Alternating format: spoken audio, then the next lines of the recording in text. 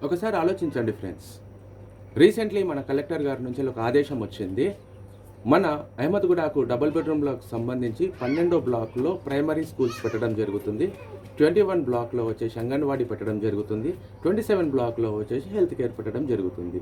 Anganwadi, health కేర్‌కు okay. మరి primary school సంగతి ఏంటిది? మన పక్కనే రాజీవ్ గురుకల్పలో ఆల్రెడీ స్కూల్ ఉంది. 5th క్లాస్ వరకు అక్కడ పిల్లలు చదువుతున్నారు. 5th క్లాస్ నుంచి వెళ్ళి 10th క్లాస్ వరకు చదవడానికి వీళ్ళకు ప్రభుత్వ పాఠశాలలు దగ్గరలో ఉన్నాయా?